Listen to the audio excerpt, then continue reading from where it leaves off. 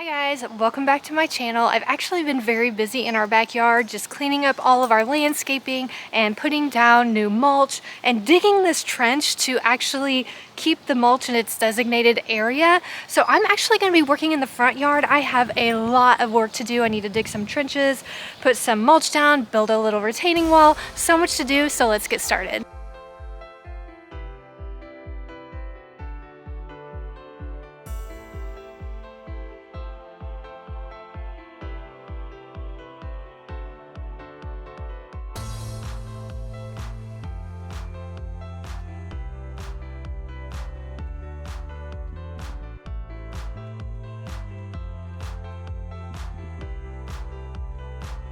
Alright, I'm gonna start up here by the fence, and actually it is such a nice day. It's only supposed to be like in the 60s, I'd say. So last year when I worked on this area, it was so hot. I had to keep taking a break because there's no shade at all.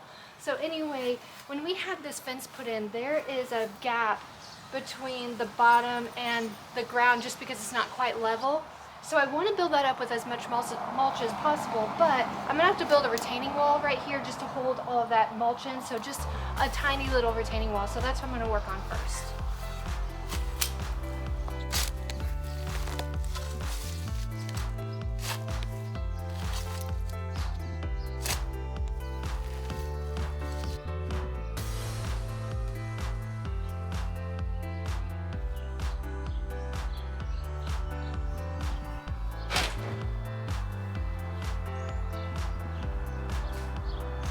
Totally just realized I forgot my gloves, so let's get those on.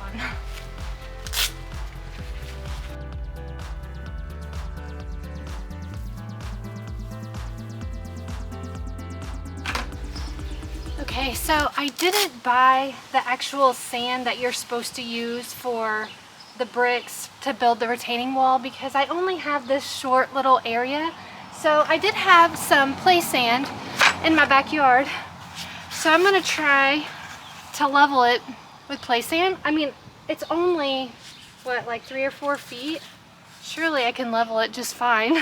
I do plan on using adhesive for the blocks, so I really hope this works.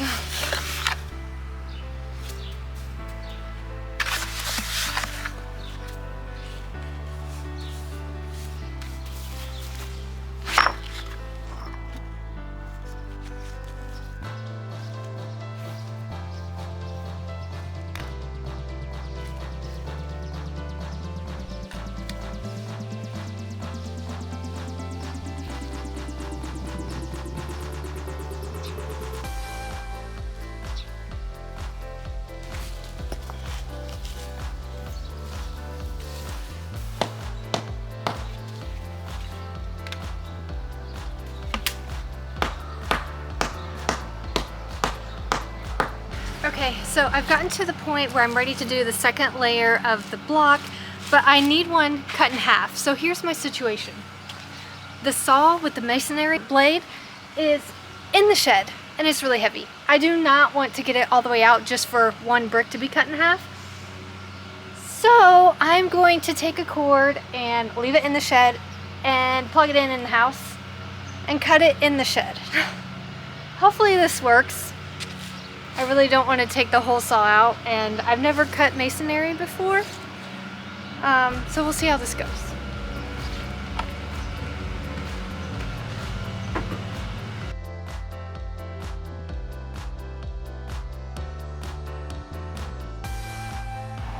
Well, I got that done. It was really hard, and it takes a lot of muscle to continue to put pressure on that blade to push it down, but eventually it did break, so we're back in business here. I went ahead and I got the adhesive for the block, so I'm gonna go ahead and do another layer, and I think I'm gonna do probably 3 layers, but I might do like a stair step down to kind of taper off. Let's see how it turns out.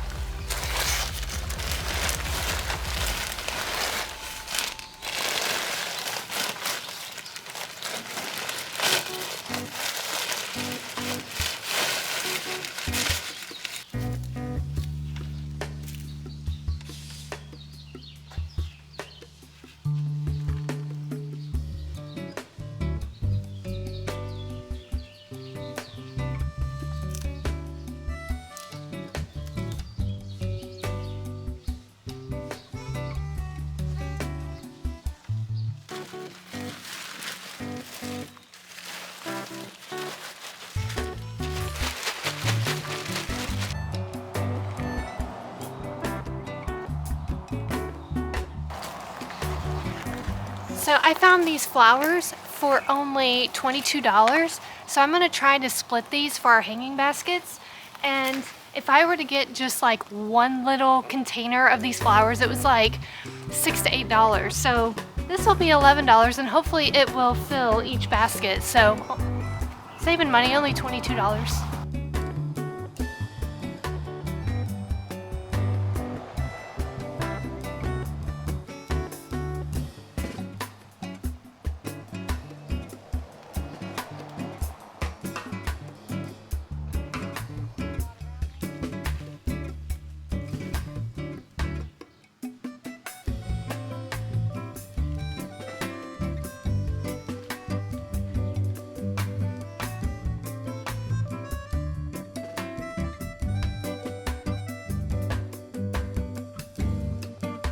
Okay, so I got all of the rocks taken out of the little downspout area for our rain chain, and you can see there's lots of dirt and debris and things like that, so I really need to clean that out.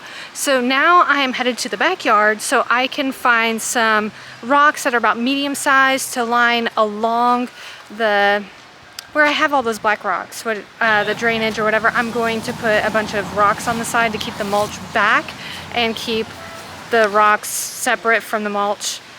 I don't know if that makes sense.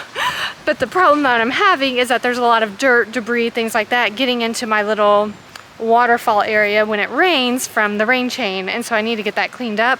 And also I need to find like some kind of bigger spout or something for my barrel because it's just overflowing and water's going everywhere. So I need to design that a little bit better. So hopefully we can get that done. Okay, so here are all the rocks that we have gathered throughout our yard over the years. And so we are going to use this to line the side of our downspout where I was telling you about the black rock in the drainage area. So hopefully this works and it looks good.